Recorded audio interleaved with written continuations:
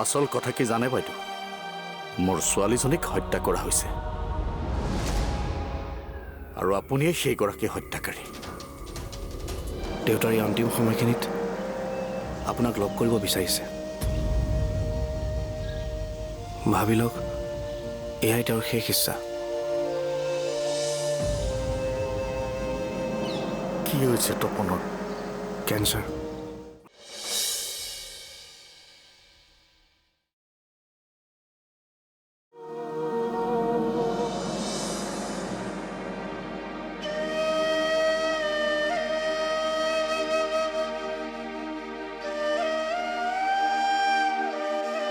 মা, আজি তুমি একোৱে খোৱা নাই, সেইখিনি খাই লোৱাচোন। মোৰ মন নাই অ' বিবু। নহ'ব, তুমি খাবই লাগিব। উঠাচোন, বহা। মা উঠাচোন, খাই লোৱা।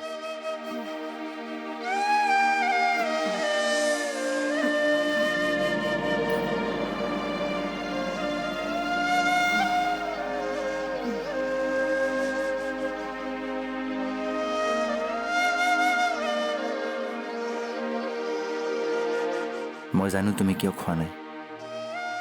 মই খুৱাই দিয়া নাই কাৰণে খোৱা নাই ন?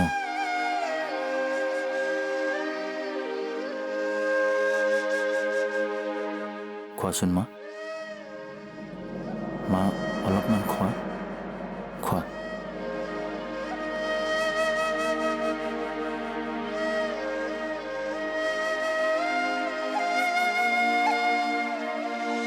তুমি জানানে মা, আজি কাজল বা অহা কথা, আৰু ল'ৰাটোকো লগত লৈ আহিব বোলে। সি বোলে পঢ়াত বৰ চোকা হৈছে।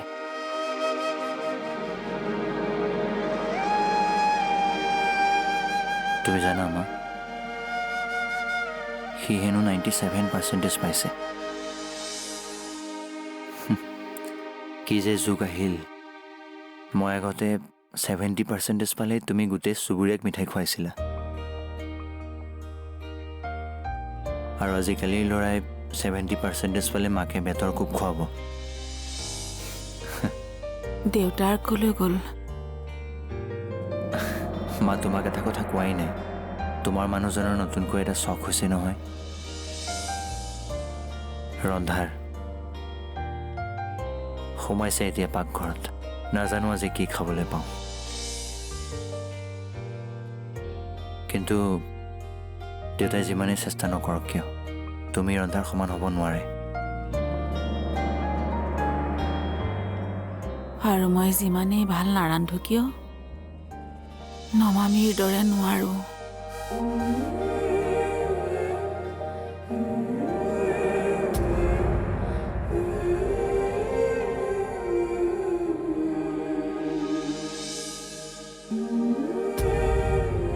তোমাৰ নমামিলে বহুত মনত পৰে ন? মোৰো মনত পৰে তাইলে বহুত। মা, কিনো একেবোৰ কথাকে ঘূৰাই পকাই কৈ থাকা। পুৰণা কথাবোৰ পাহৰি যোৱা। মই স্বীকাৰ কৰি লৈছোঁ যে আমি আমাৰ আত্মীয়বোৰক এদিন নহয় এদিন হেৰুৱাবই লাগিব। এয়াই জীৱনৰ সত্য।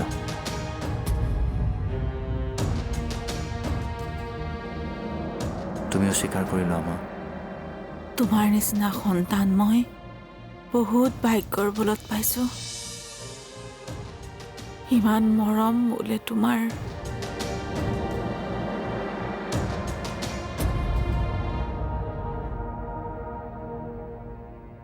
নাজানো কিয় এনেকুৱা হ'ল। আপুনিতো বহুত ৰোগী সুস্থ কৰিলে, জানকী কিয় এতিয়ালৈকে সুস্থ হৈ উঠা নাই? চাওক, আমি ডক্তৰবোৰে ঔষধহে দিব পাৰোঁ, কিন্তু ৰোগীজনে যদি নিজেই নিবিচাৰে সুস্থ হ'বলৈ, তেনে ক্ষেত্ৰত কেতিয়াবা ঔষধেও কাম নকৰে। একচুৱেলি তেখেতৰ বেমাৰ শাৰীৰিক নহয়, মানসিকহে। যদি তেখেতে এবাৰ ডিচাইড কৰে যে তেওঁ সুস্থ হ'বই লাগিব, তেনে আই এম চিয়'ৰ তেওঁ সুস্থ হ'বই। জানকী এনেকুৱা নাছিল, সাহসী আছিল তেওঁ। জীৱনৰ বহুত সংগ্ৰাম তেওঁ অকলেই কৰিছিল, জয়ো হৈছিলে। কিন্তু নমামীৰ মৃত্যুক তেওঁ সহজভাৱে ল'ব নোৱাৰিলে। এনেকুৱা লাগে যেন কিবা এটা দুখে তেওঁক ভিতৰি ভিতৰি শেষ কৰি পেলাইছে, যিটো তেওঁ আমাৰ আগত প্ৰকাশ কৰিব পৰা নাই। হয়তো নাতিনীজনীক পালে জানকীৰ এনেকুৱা অৱস্থা নহ'লহেঁতেন। একেলগে দুটা আঘাত পাইছে তেওঁ। বেয়া নাপাব, কথা এটা কওঁ। আপোনালোকে নাতিনীজনীক বিচাৰিব চেষ্টা কৰি থাকিব লাগিছিল। আমি ভাগৰি পৰিছোঁ ডাক্তৰ। এতিয়া আৰু আশা বাদেই দিছোঁ, কাৰণ আশা থাকিলে নিৰাশাবোৰে আৰু বেছি কষ্ট দিয়ে। ভগৱানৰ ওচৰত সদায় এটাই প্ৰাৰ্থনা কৰোঁ, য'তে আছে তাই যেন সুখত থাকক। কিন্তু মই বুজি নাপাওঁ, নমামীৰ দেউতাকে এনেকুৱা কাম কিয় কৰিলে? সেই প্ৰশ্নটোৰ উত্তৰ আমি এতিয়ালৈকে বিচাৰি পোৱা নাই। কেতিয়াও কল্পনা কৰিব নোৱাৰা এক ঘটনা আছিল সেয়া।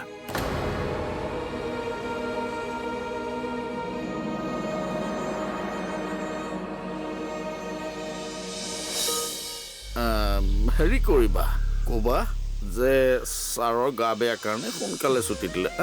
বৃন্দা, দেখিছ, মোৰ ককাৰ তাত চব প্ৰব্লেমৰে চলিউশ্যন থাকে।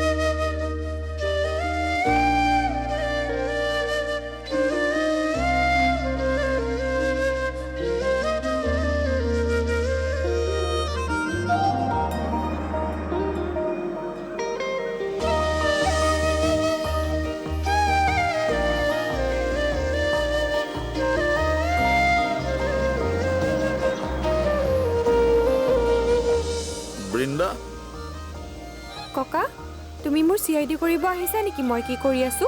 এৰো মই CID কৰি থাকোঁ নেকি? তইহে কৰ। কৰিমেই। মই নজৰ নিদিলে দিনটোত কেইবাৰ চাহ খোৱা একো ঠিক নাই।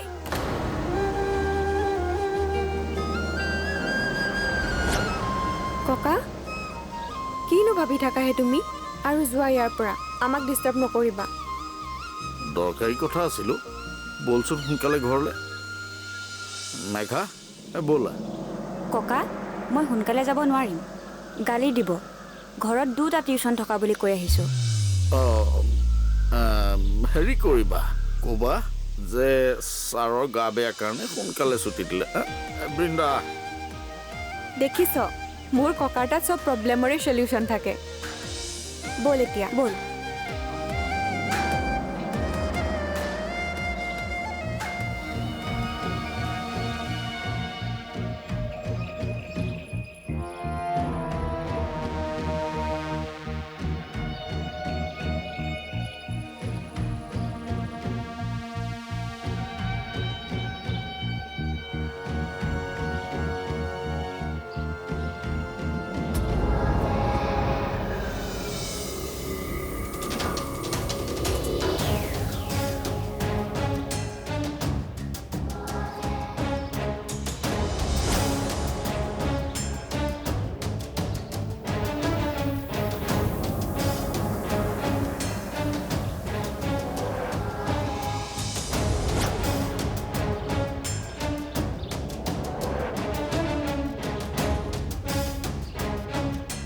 বাসু, তুমি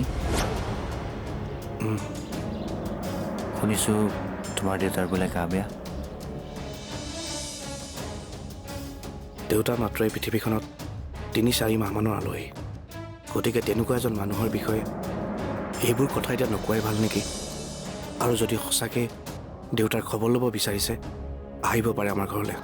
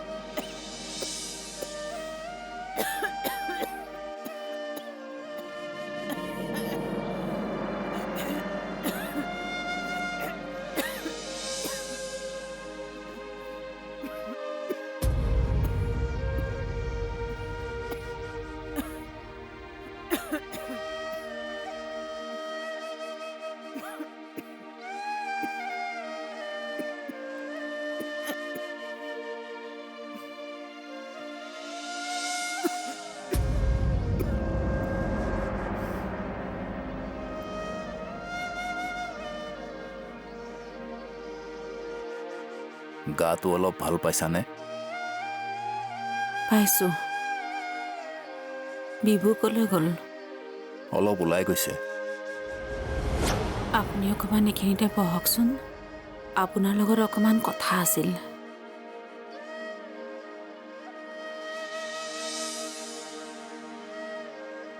কি কথা জানকী? মই আৰু বেছিদিন জীয়াই নাথাকিম। এনেকুৱা কথা কিয় কৈছা? মোৰ মনে কৈছে, মোৰ অন্তিম সময় আহি গৈছে। এইবোৰ কথা ক'ব নাপায় জানকী। চাওক, মই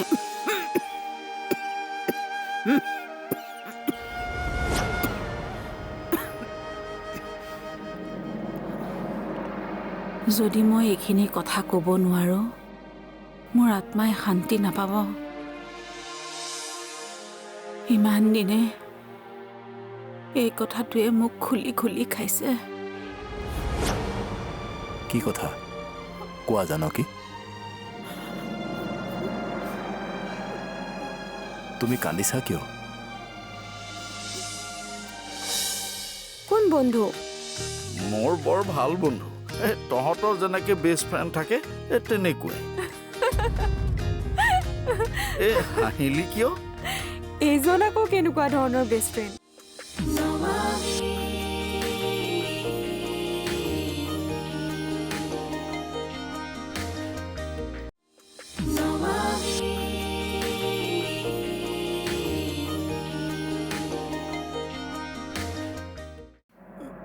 তুমি কান্দিছা কিয়?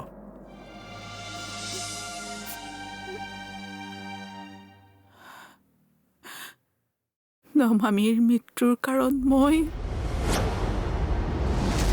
ডাক্তৰে কৈছিলে, যদি নমামীয়ে সন্তান জন্ম দিয়ে তেনেহ'লে তাইৰ জীৱনলৈ শংকা আহিব পাৰে। কণ্ডিশ্যন ক্ৰিটিকেল আছিল, কিন্তু মই নিজৰ বংশ ৰক্ষাৰ খাতিৰত সেই ৰিস্ক লৈছিলোঁ। কাকো কোৱা নাছিলোঁ, আনকি নমামীয়েও নাজানিছিলে এই কথা। চেকআপৰ সুযোগ লৈ মই নমামীৰ অন্য ট্ৰিটমেণ্টো কৰাই আছিলোঁ।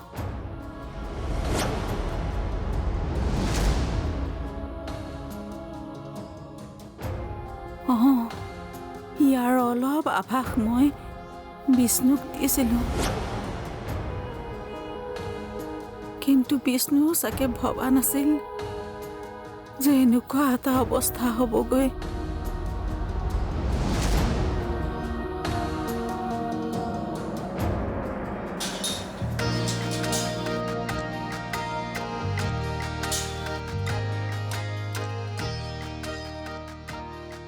অ' ককা, কিনো হ'ল? মই দেখোন কৈছিলোৱেই তোমাক যে মই আজি মেঘাৰ লগত থাকিম বুলি। ককা, গুৱাহাটীৰ পৰা মোৰ বন্ধু এজনৰ ল'ৰা আহিছিল। কোন বন্ধু? মোৰ বৰ ভাল বন্ধু। তহঁতৰ যেনেকে বেষ্ট ফ্ৰেণ্ড থাকে তেনেকুৱাই। হাঁহিলি কিয়? এইজন আকৌ কেনেকুৱা ধৰণৰ বেষ্ট ফ্ৰেণ্ড যিজনে আমাৰ ঘৰলৈ আজিলৈকে অহাও নাই তোমাৰ লগত ফোনত কথা পতাও শুনা নাই বন্ধুত্ব বোলা বস্তুটো বেলেগো তোৰ জন্মৰে পৰা তাৰ লগত মোৰ যোগাযোগ নাই কিন্তু আমি ভাল বন্ধু এতিয়াও কিয় যোগাযোগ নাছিল ইমান দিন সকলোবোৰ কথা তোক ক'ব নোৱাৰি সকলো কথা তোক ক'ব নোৱাৰো বুলি কৈ বহুত কথাই লুকুৱাই ৰাখা তুমি মোৰ পৰা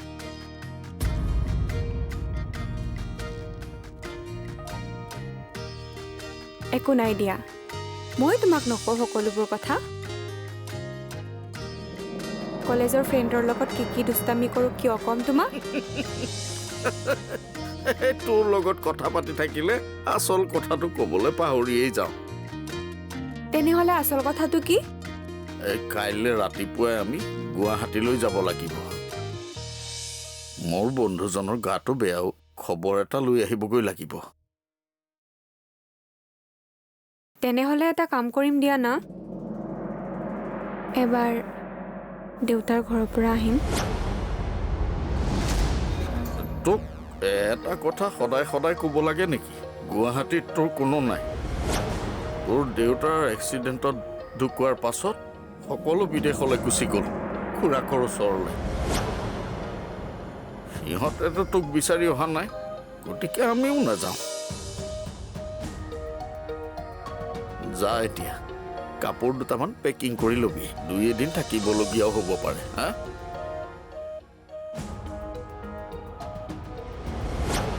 সৰু থাকোঁতে তুমি মোক বুৰ্বক ঠিকেই বনাইছিলা কিন্তু এতিয়া মই ডাঙৰ হৈছোঁ বুজি পাওঁ ময়ো তুমি যে কোৱা সকলোবোৰ কথা সঁচা নহয় তথাপিও তুমি মোক বহুত মৰম কৰা যে সেইবাবে ময়ো বেছি সুধি নাথাকোঁ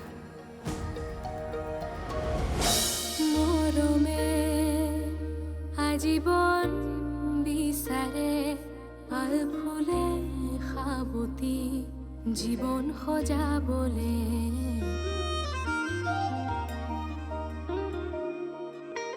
সপোনৰ অগণন ঢৌবোৰে নিতে মনবোৰ অখালি নতুনৰ ৰং সানে সময়ৰ একা বেকা বাটতে যায় আগুৱাই লৈ জুকিয়াই আপোনলে চাই হেঁপাহৰ আকলোৱা আশাতে মন বুজি ৰয় হঠাতে কি হয় সপোনো হেৰাই জুৰি আবেগৰে